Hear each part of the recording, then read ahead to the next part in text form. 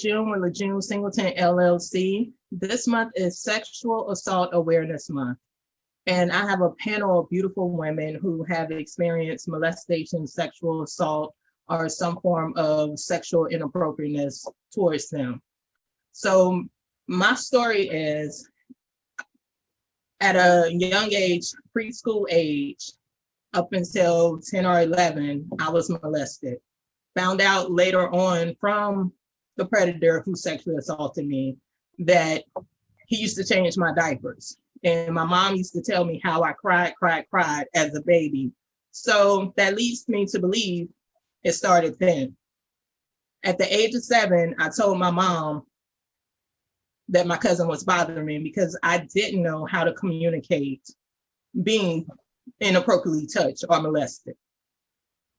She told me to tell my aunt. At that age, my voice was silent.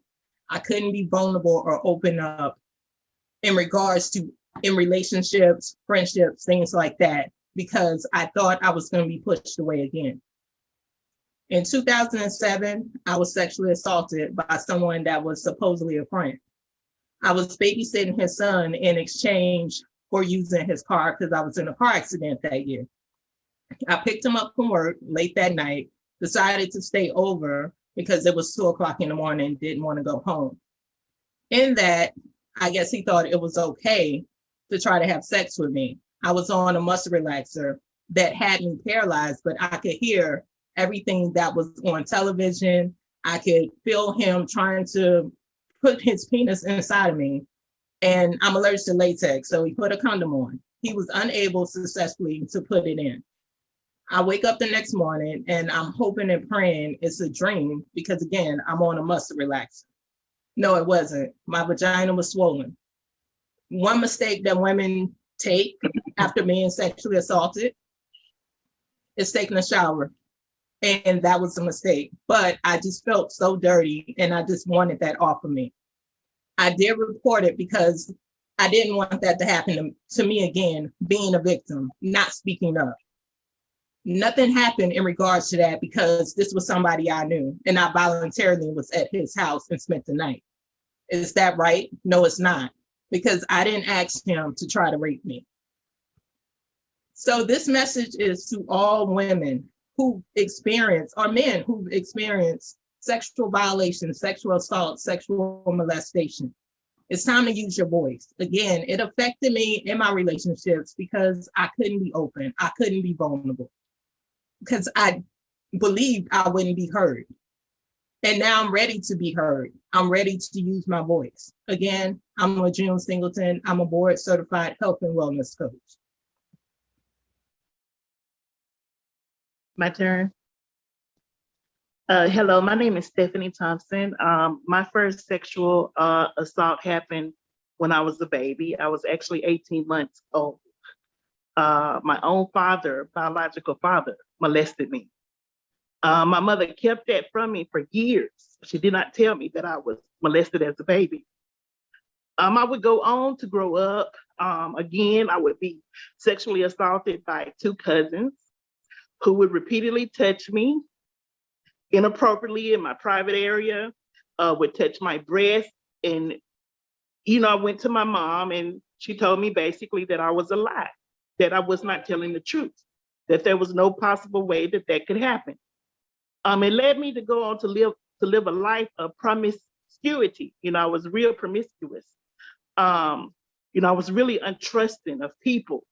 The very person that I thought that would protect me, she didn't. She didn't even believe me. She kept putting me in situations, me and my sister, for us to be molested, sexually assaulted. And I just don't know why that she wouldn't listen to us. It made me very overprotective of my children when I became a mother for the first time. Later on, I would marry and I would start getting raped by my husband. He was an alcoholic and he was an adulterer. He would cheat on me. He would go out and I would refuse to have sex with him. The thing he would say, "You're my wife. This is my right. You can't hold this for me." So at the time, I didn't know that I had rights, in a marriage where I could refuse sexual mistreatment or appropriation from my own husband, but I didn't know that. And I was repeatedly raped by my own husband for years. One time he gave me an STD. I had to be treated, and it took me a long time. So I worked in school-based health center through the Office of Public Health, and I was the advocate for children's rights. It was a lot of children molestations that we came up on. We had to find safe places. We had to call CPS, Child Protective Services. And I was saying to myself, here I am trying to help other people, but I'm a victim myself. I didn't get up the courage to years later, after almost 17, 18 years into my marriage, to leave. I finally left, and I would later divorce. But as I look back on my life, I think about what could I have done? What could I have said?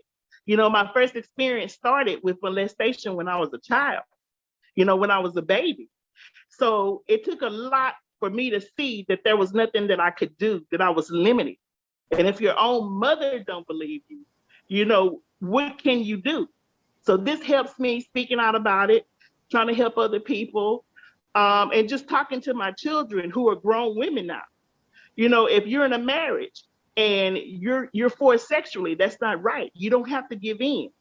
If you're in a situation that makes you feel uncomfortable, speak up. Keep telling somebody till you find somebody that believes you. And that's my story. Thank you. All right, we got Fatima Oliver is up next. Yes, that's beautiful, you guys. I'm Fatima C Oliver, a transformational speaker and consultant, and here is my story. I was 11 years old when my mom, I would say maybe 10 then, when my mom met a man who she would marry, and he'd become my stepdad. We lived in the hood or the projects, the underprivileged part of town, as some people like to say. And so it felt like we was moving on up to the east side when she met him, and we wound up moving from that neighborhood into what we perceived as, just an awesome opportunity, great school, more money than we could think of. It was just a nicer lifestyle, and my mom was finally able to do some things that she had put aside as a single parent and go back to school. And in the midst of us all getting acclimated to our new atmosphere and new, I guess, perks, I wound up becoming a victim of my stepfather, who molested me at the age of 11 continuously. In that situation, all I can recall is just feeling that I didn't want to rock the boat. I was never told to not speak up. If anything, when he creeped into my room at night, I would pretend like I was asleep, and I think he would pretend like it never happened. And so in the morning, I would wind up with gifts, me and my brothers, but I would get the special gifts, and try to be treated like I was special. So in that, even though I was never told don't speak, I was being told do not speak. And as a preteen, as they say now, tween years, back then I was just 11. But at that age, you definitely don't understand the concept of, really being violated and knowing when it is critical to speak up. And so I was in that space for a very long time before it just really slowly started to manifest that this was wrong, and that I was basically being bought off at a young age, and that I needed to speak up. My home life, my mom, she had that undercurrent of frustration. I say, like any mother who is a single parent, who is doing their best to take care of their children, even though they may marry, they still have that individuality. Mm-hmm.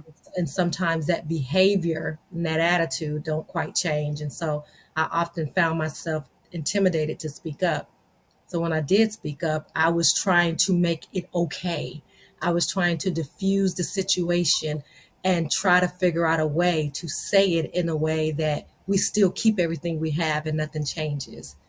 And so eventually I did tell my mom, and my stepfather was actually prosecuted. He was in the military, And so he lost all, access to the military, was kicked out.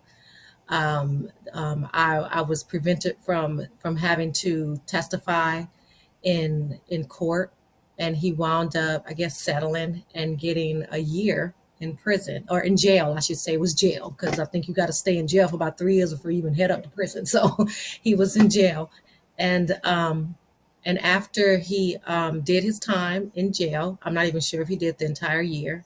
Unfortunately, he was allowed to come back into my home multiple times after that, and they tried to make it work. And again, as a child, 11 years old, probably about 12 at that time, it was very confusing on how I'm supposed to be, confusing on how I'm supposed to act. Do I talk to him? Do I not talk to him? What do I do? And that was my upbringing for a while, as far as trying to figure out how to appease in a situation where I should not have been in to begin with. I would go on and become a teenager. Eventually, it didn't work out with them, but I wound up becoming a teenager around 18. He would get the opportunity to come back and live with us again. And at that time, I had more understanding. And so truly, I moved out at right at the cusp of 19, truly just to get out of that situation and the opportunity to remove the opportunity to live with him again, not knowing if I'll be put in that position. It definitely put a strain on the relationship between my mom and I, but it was never verbalized. Mm-hmm. If I were to be honest, and I would say that I felt obligated to make things right because of everything that we lost tangibly. We lost the house, we lost the nice neighborhood, we lost the money. We had to go back to where we started. We had to go back and face those same people that watched us move. And I'm sure that that was embarrassing and shameful for my mom. However, I carried that on my shoulders all the way through my adult life, trying to make up for something that I could never make up for, taking responsibility for something that was not for me to take responsibility for. I didn't put myself in that position. It was not my fault. And unfortunately, it took me truly until I was in my 40s for the light bulb to go off and understand that it truly was not my fault. Being a mother, having my own children, having one around that age, thinking about how I would respond if that was my child, and then being able to compare it to the way that my mother responded. But I do want to say, in regards to the parents not necessarily listening, at least for me, my mother, a lot of my support system at that time were also victims of abuse, sexual abuse.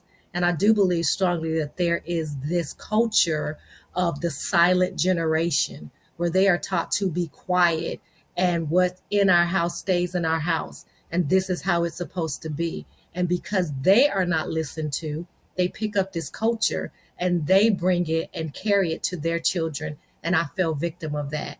And I'm so grateful that after a lot of, I guess I can say, soul searching, a lot of damage that had happened to me, I began to face.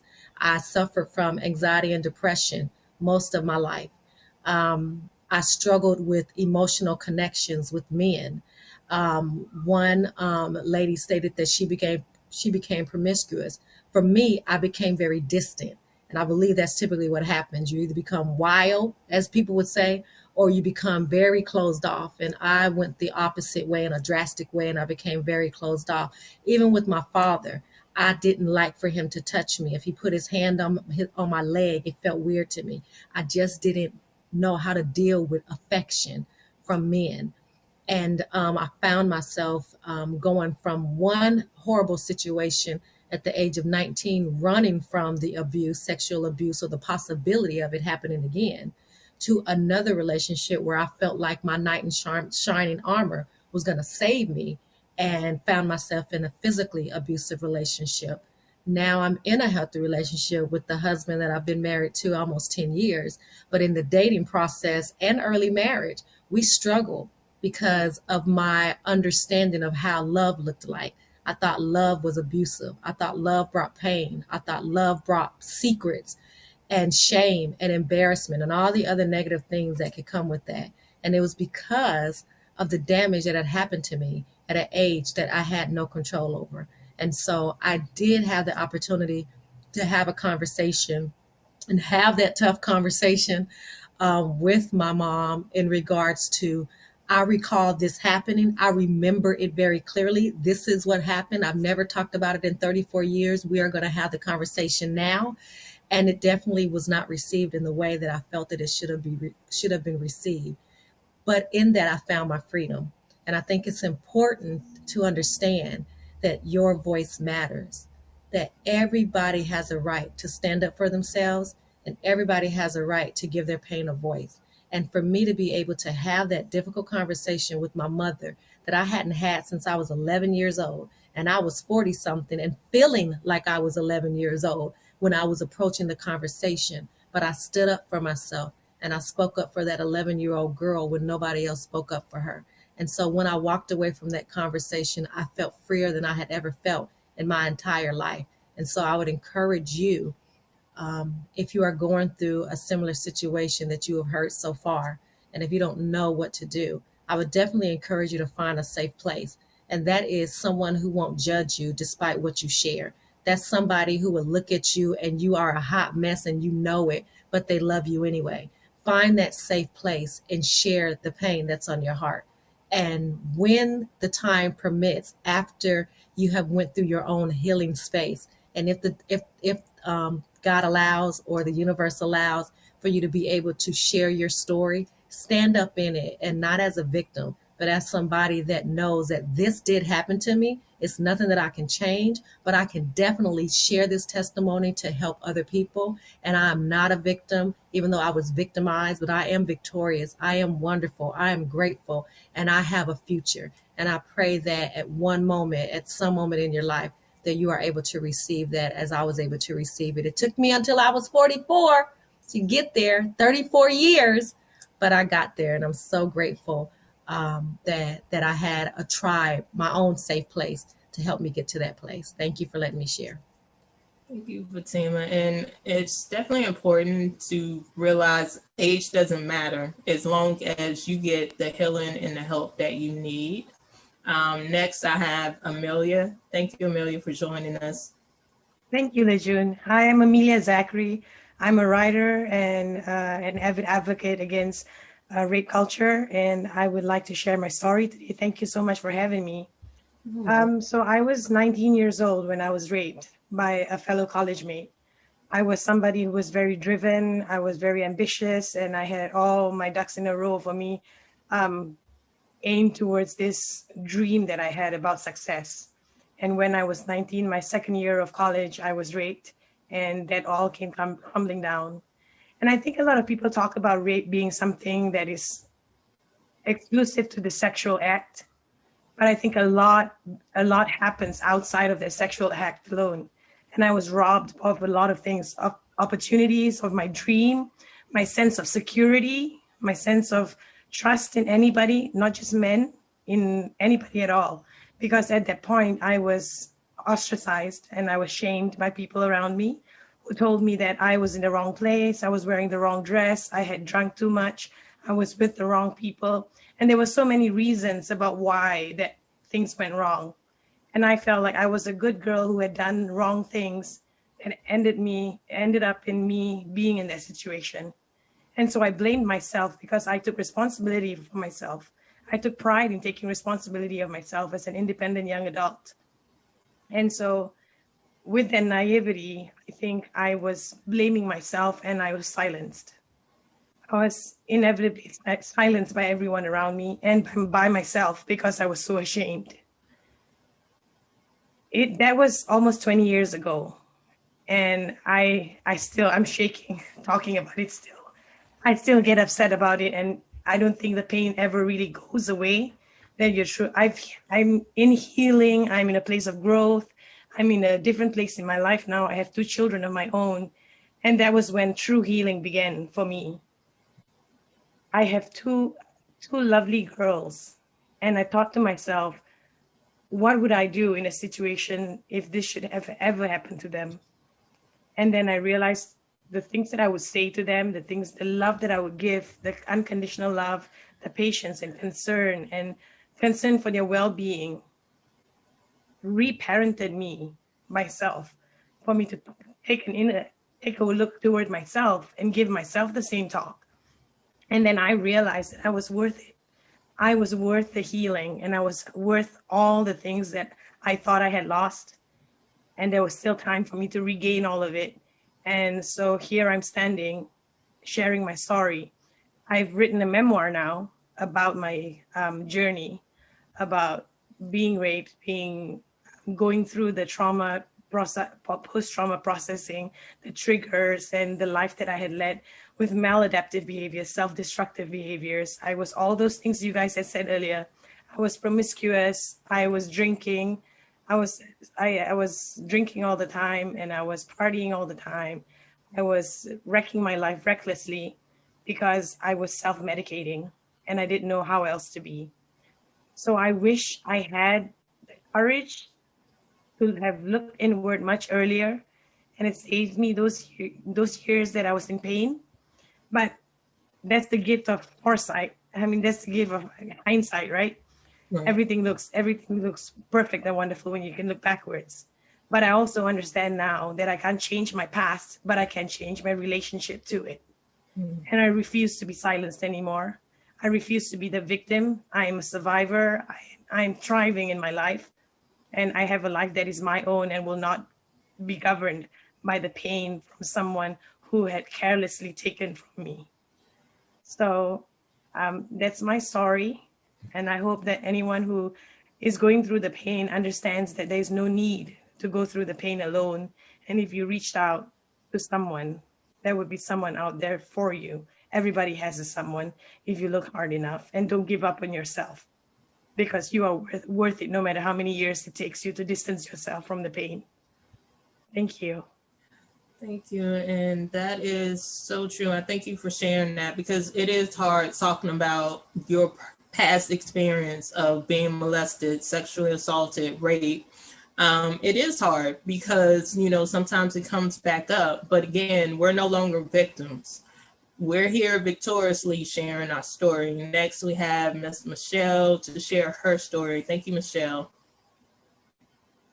Unmute, Michelle. You're muted. Good afternoon, everyone. Thank you so much, Lejeune, for having me. So my story, it's not a exceptional or story, but it is mine. I was 20 when it happened.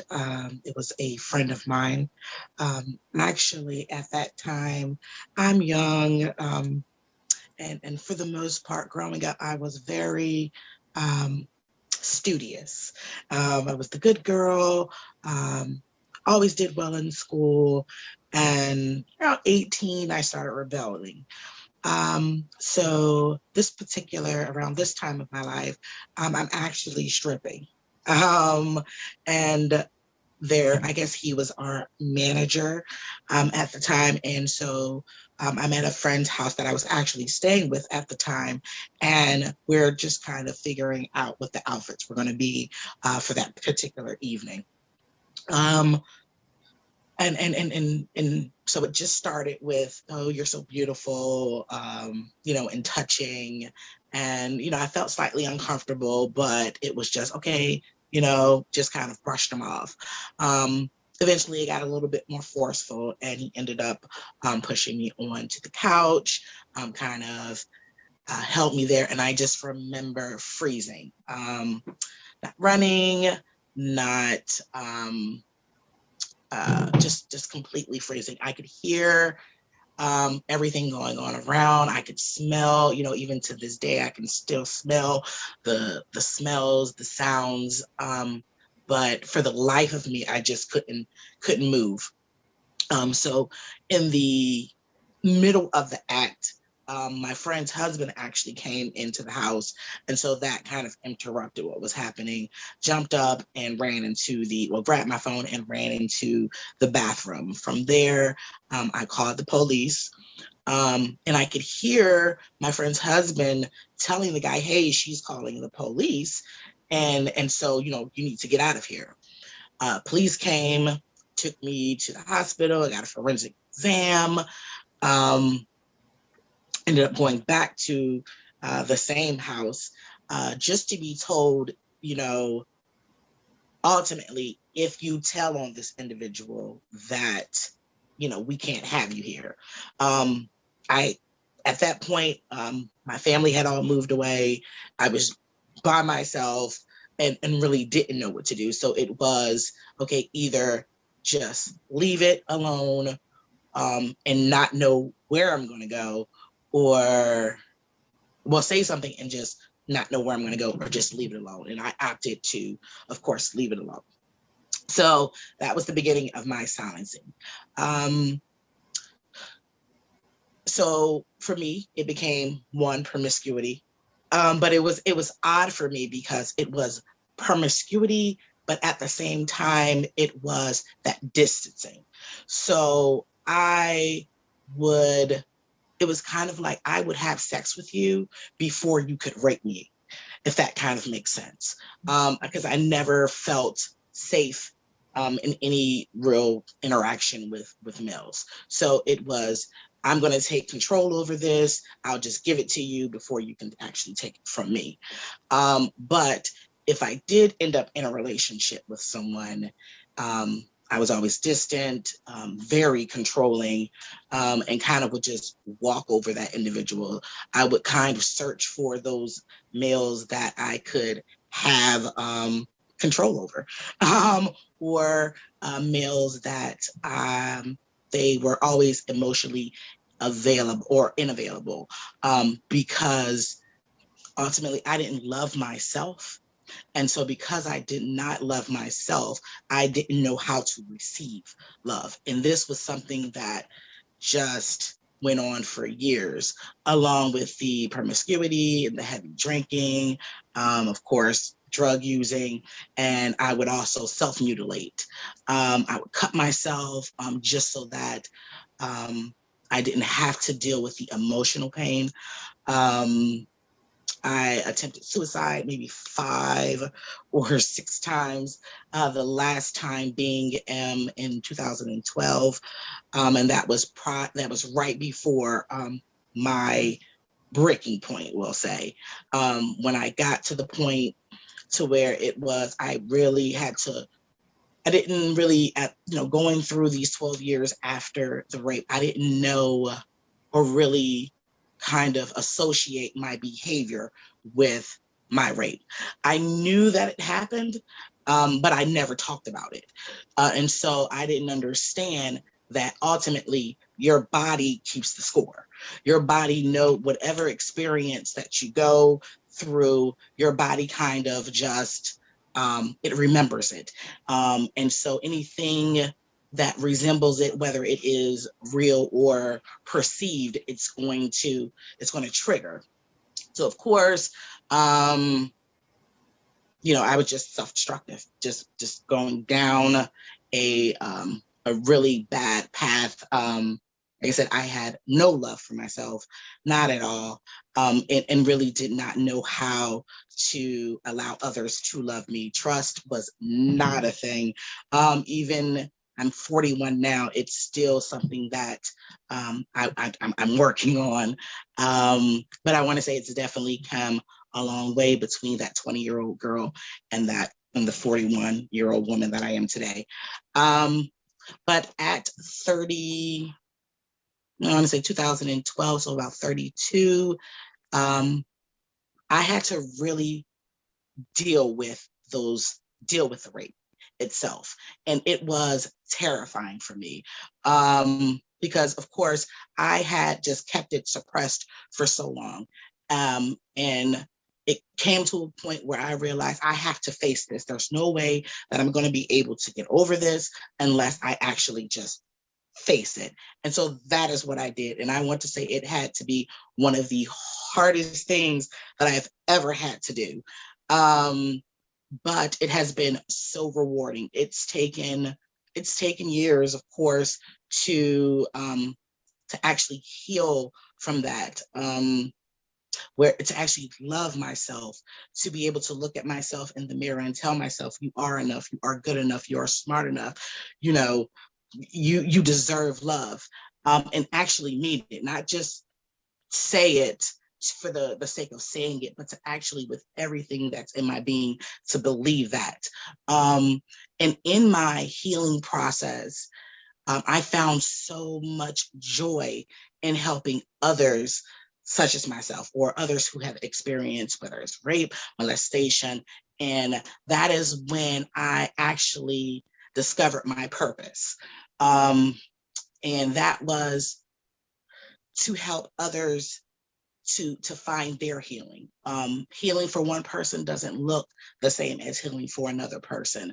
But I know what worked for me is writing and meditating and yoga and spending time with my God, and just ultimately forgiving myself, and most of all, forgiving that person, relinquishing that power that person had still over my life, 12, 15 years later.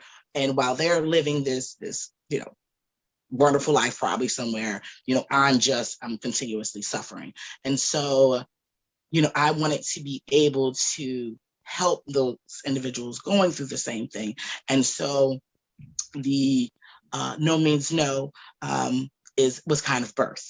And what we wanted to do is not to so much, we want to own what happened to us, but we don't want to stay stuck in what happened to us.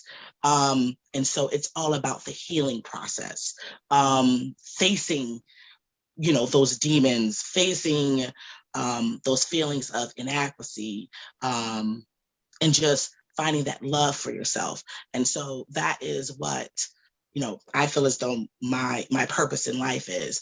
I've said it before, I will say it again, and it may sound crazy to some people. I feel like God allowed this to happen to me for a reason. I stand by this little mantra that sometimes you have to go through hell to come out right. And I feel like He allowed this to happen to me in order to help others like myself. And so, my advice is to just definitely do not be silent. Speak your truth, and to know that it's not your fault. I don't care what you wore, what you drunk, who you were with. It is never your fault. And just allow yourself to forgive yourself. Forgive the person who hurt you. And I promise you that, it may not be easy. It may take some time, but you can be fully restored. You can be happy. You can find a healthy, loving relationship. You can have everything that you have ever seen yourself having. Your rape, your molestation, whatever happened to you is not your story. As far as that being your life, it is something that happened to you. And, I believe firmly in transforming tragedies into triumphs. So you can take your experience and you can turn it into a triumph. Thank you.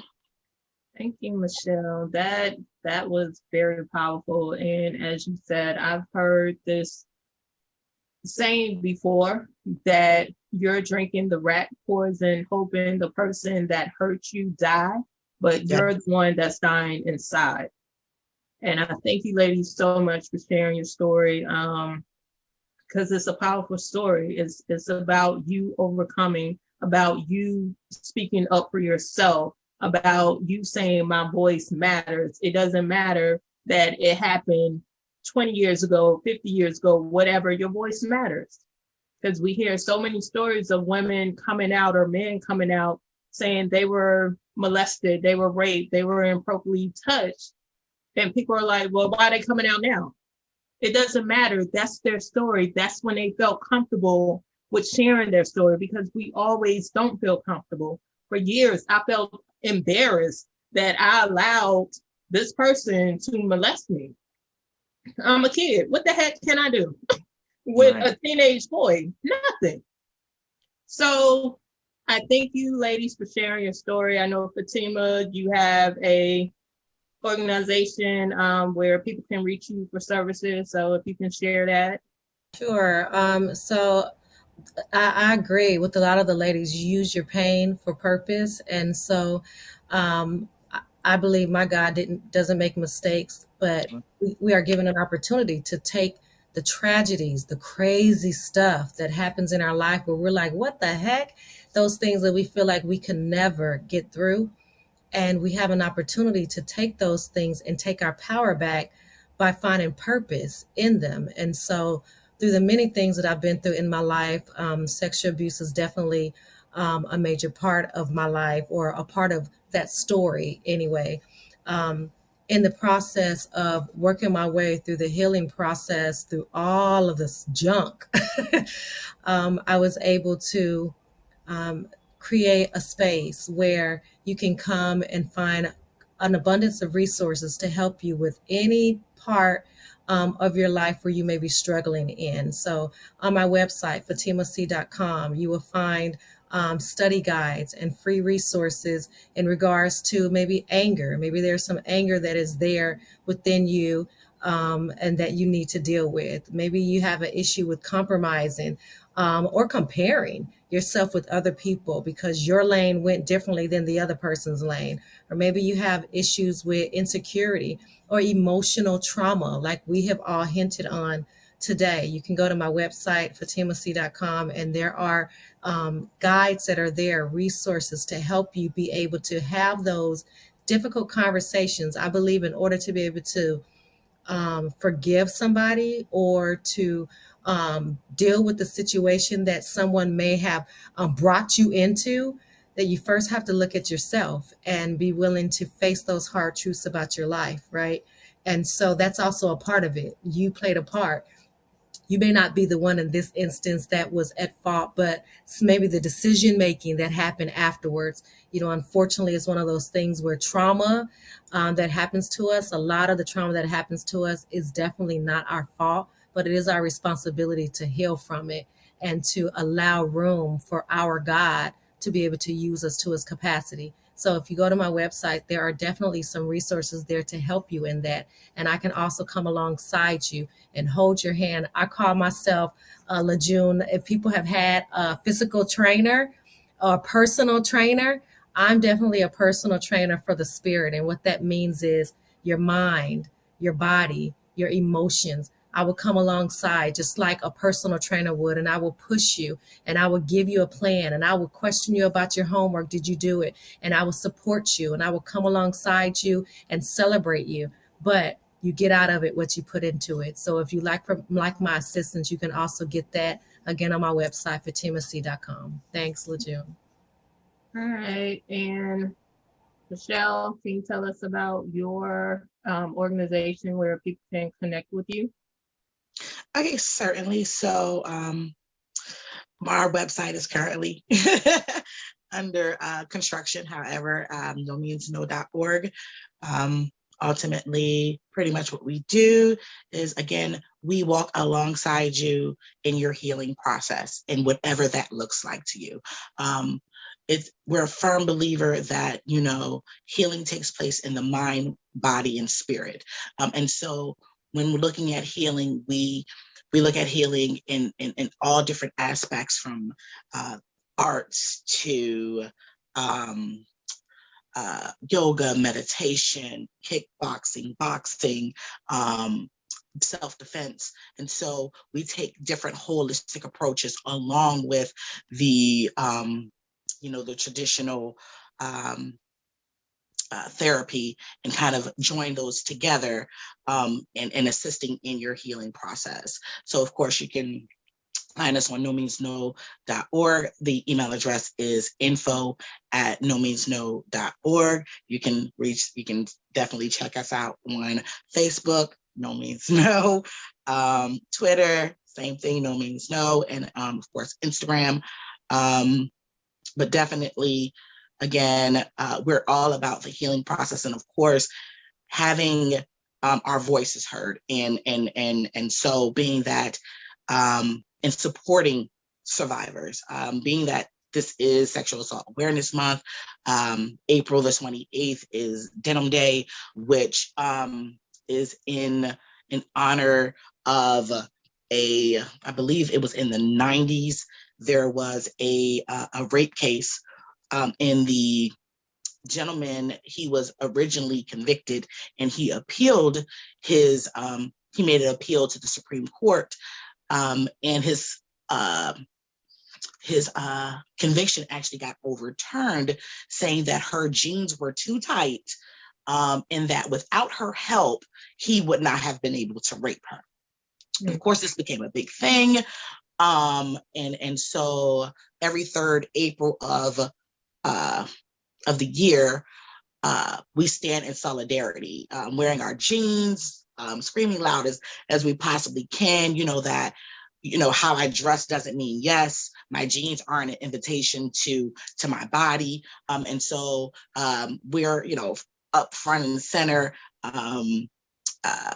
Campaign. Of course, we have a campaign for that. We want others to stand in solidarity. We want you to wear your jeans. We want to hear your voices.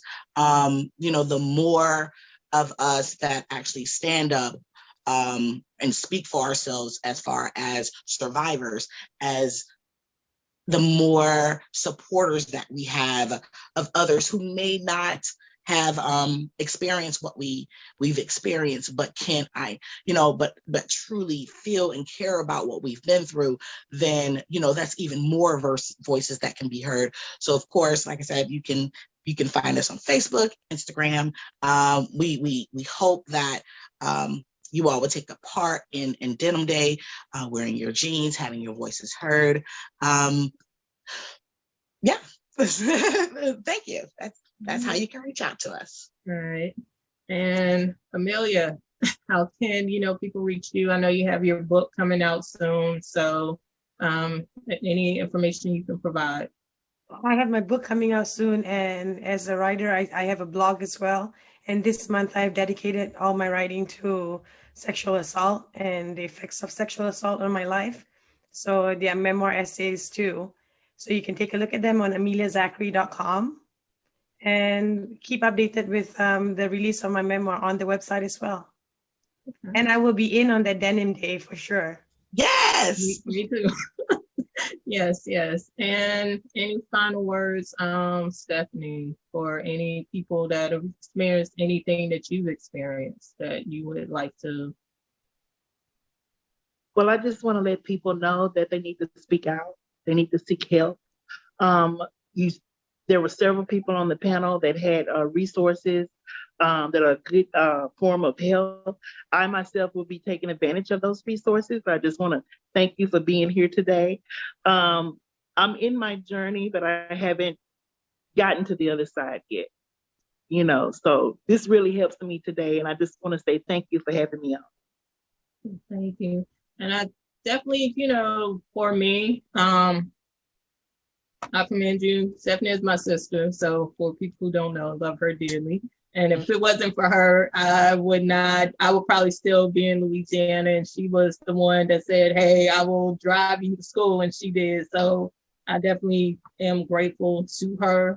She has always made me feel safe when I was a kid. And I didn't feel safe after my dad died. And she was, the one that made me feel safe, even though she would trick me and steal my chips, but it's okay. Love you. But, you have that person that protects you, and she was that person. And I was the person that felt like I needed to protect her because I didn't like to see her hurt, and I didn't like being hurt, and I didn't like being angry. And that's when I needed to make that decision for me that enough was enough, because after being sexually assaulted, my molestation came up and I was angry. I was punching holes in walls, and I knew I was completely upset and I was over it. So your past does affect your body. It affects your mindset. It affects your life.